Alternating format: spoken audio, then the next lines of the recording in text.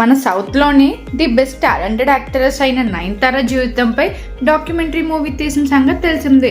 ఆమె సినీ కెరియర్లో, వ్యక్తిగత జీవితంలోనూ కీలకమైన విషయాల్లో రూపొందించిన ఈ ఫిలిం ప్రముఖ ఓటీటీ సంస్థ నెట్ఫ్లిక్స్ వేదికగా నవంబర్ 18 నుంచి స్ట్రీమింగ్ కానున్నట్లు ప్రకటించారు. అయితే ఈ డాక్యుమెంటరీలో నేను రౌడీని సాంగ్స్ ఉపయోగించుకోవడానికి అవకాశం ఇవ్వలేదంటూ ఆ సినిమాని నిర్మించిన హీరో ధనుష్ పై నయన్ తీవ్ర విమర్శలు చేసింది. ఆ మేరకు ఆయనకి సుదీర్ఘమైన 3 పేజీల లెటర్ రాసింది. ఆ లెటర్లో ఏముంది, అసలు నయనతార ధనుష్కి ఇంత ఓపెన్గా చెప్పిన విషయం ఏంటి? ఇవన్నీ చూసే ముందు మన ఫిల్మీ బాల్ ఛానల్ని లైక్ చేయండి, షేర్ చేయండి, సబ్స్క్రైబ్ చేయండి. సో ఈ లెటర్లో నయనతార ఏమని మెన్షన్ చేసిందంటే, dear mister Dhanush K Raja, son of Kasthuri Raja నన్ను పేర్కొన్న నయనతార అనేక తప్పుడు విషయాలను సరిదిద్దడానికే మీకు ఈ ఓపెన్ లెటర్ రాస్తున్నట్లుగా తెలిపింది. మీ నాన్నగారి ఆశీస్సులతో డైరెక్టర్ అయిన మీ సోదరుడి సపోర్ట్తో ఇండస్ట్రీలో యాక్టర్గా స్థిరపడిన మీరు దీనిని చదివి అర్థం చేసుకుంటారని ఆశిస్తున్నాం. సినిమా అనేది నాలాంటి వ్యక్తుల మనుగడ కోసం పోరాటం అని మనందరికీ తెలుసు. ఇండస్ట్రీతో ఎలాంటి సంబంధం లేని నేను సెల్ఫ్ మేడ్ ఉమెన్గా ఈ స్థాయి రావడానికి ఎంతో పోరాటం చేయాల్సి వచ్చింది. నా పనికి నన్ను ఆరాధించే అభిమానులకి, ప్రేక్షకులకి నేను ఎప్పుడూ రుణపడి ఉంటాను. ఇందులో ఎలాంటి దాపరికం అయితే లేదు. నా జీవితం మీద రూపొందించిన నెట్ఫ్లిక్స్ డాక్యుమెంటరీ రిలీజ్ కోసం నేను మాత్రమే కాదు, నా ఫ్యాన్స్, నా ఫ్యామిలీ మెంబర్స్ కూడా చాలామంది ఎదురు చూస్తున్నారు. మాకు ఎదురైన అన్ని ఇబ్బందులను అధిగమించి ఆత్మీయ బృందం సహకారంతో ఈ ప్రాజెక్ట్ని పూర్తి చేశాం. మీరు సినిమాపై నాకు నా భాగస్వామ్యానికి వ్యతిరేకంగా పెంచుకున్న ప్రతీకారం మమ్మల్ని మాత్రమే కాకుండా ఈ ప్రాజెక్ట్ కోసం తమ కృషిని, సమయాన్ని వెచ్చించిన ఎంతోమంది వ్యక్తులకు ప్రభావితం చేస్తుంది. నా జీవితం, నా ప్రేమ, పెళ్లి, పరిశ్రమలో ఉన్న నా శ్రేయోభిలాషులు అందరూ పంచుకున్న జ్ఞాపకాల క్లిప్పింగ్స్ ఈ డాక్యుమెంటరీ సిద్ధమైంది. కానీ నా జీవితంలో ఎంతో ముఖ్యమైన, ప్రత్యేకమైన నేను రౌడీ మాత్రం ఇందులో భాగం కాకపోవడం చాలా బాధాకరం. సినిమాలోని ఫోటోలు, సాంగ్స్, విజువల్ కట్స్ ఉపయోగించుకోవడానికి సంబంధించిన నో అబ్జెక్షన్ సర్టిఫికేట్ కోసం దాదాపు 2 years పాటు మీతో ఫైట్ చేశాం. నెట్ఫ్లిక్స్ డాక్యుమెంటరీ రిలీజ్ నేపథ్యంలో మీ ఆమోదం కోసం ఎదురు చూసాం. మీరు అనుమతించడానికి నిరాకరించినందుకు చివరకు మేము ఆశలు వదులుకోవాల్సి వచ్చిందని నిర్ణయించుకున్నాం. పాటలు, ఫొటోస్ వాడుకోవడానికి మీరు పర్మిషన్ ఇవ్వకపోవడంతో రీఎడిట్ చేశాం. నేను రౌడీ సాంగ్స్ ఇప్పటికీ ప్రశంసించబడ్డానికి కారణం అందులో అద్భుతమైన సాహిత్యం.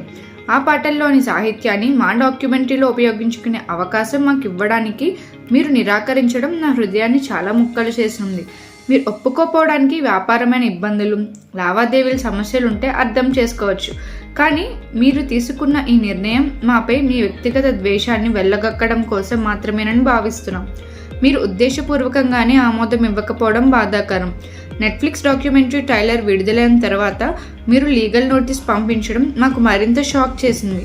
మా పర్సనల్ డివైస్లో తీసుకున్న కేవలం 3 seconds వీడియోని వాడుకున్నందుకు మీరు మమ్మల్ని ప్రశ్నించడం చూసి మేము ఆశ్చర్యపోయాం. అది కూడా సోషల్ మీడియాలో అందుబాటులో ఉన్న కొన్ని విజువల్స్ వాడుకున్నందుకు 10 CR నష్టపరిహారం డిమాండ్ చేశారు. నువ్వు ఇంతలాగా దిగజారుతావు అనుకోలేదు. ఇక్కడే నీ క్యారెక్టర్ ఏంటనేది తెలిసిపోయింది. మీ అమాయకమైన అభిమానుల సమక్షంలో ఆడియో ఫంక్షన్స్ వేదికలపై మీరు చెప్పే విషయాలను మీరే పాటించడం తెలుస్తుంది.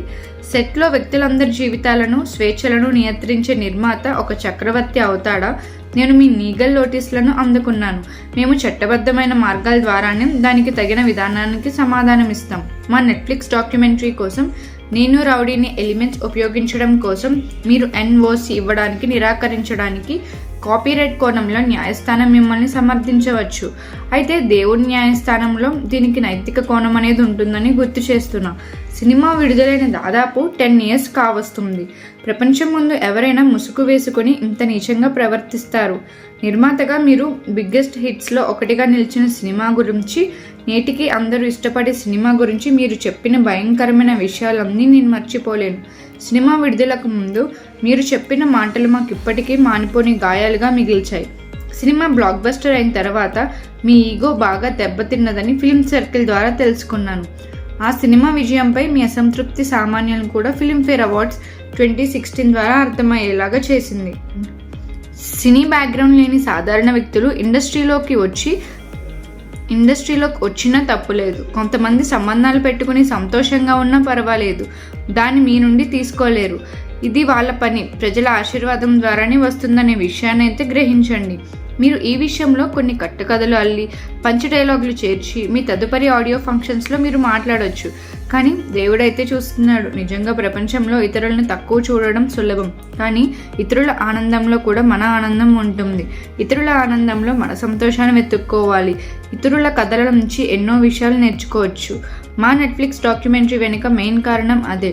మీరు కూడా దీన్ని చూడాలని నేను సూచిస్తున్నా. బహుశా అది మీ మనసు మార్చవచ్చు. ప్రేమను పంచండి. ఏదో ఒక రోజు మీరు మాటల్లో చెప్పడం కాకుండా చేతల్లో కూడా చేసి చూపిస్తారని ప్రార్థిస్తున్నా అని నయనతార తన లెటర్లో అయితే రాసుకొచ్చారు. సో దీనిపై ధనుష్ అయితే ఎలా స్పందిస్తారో చూడాలి. నయనతార ధైర్యం చేసి ధనుష్ని ఇలా పబ్లిక్గా విమర్శించడం మంచిదే అంటారా, లేదా ఈ విషయం వాళ్ళు ప్రైవేట్గా పరీక్షించుకోవాల్సింది అనుకుంటారా? సో ఈ విషయంపై మీ కామెంట్స్ ఏంటో, మీ అభిప్రాయాలు ఏంటో మా కామెంట్ సెక్షన్లో తెలియజేయండి. ఇలాంటి ఎన్నో విషయాలు, ఎన్నో గాసిప్స్ కోసం మన ఫిల్మీ బౌల్ ఛానల్ని లైక్ చేయండి, షేర్ చేయండి, సబ్స్క్రైబ్ చేయండి.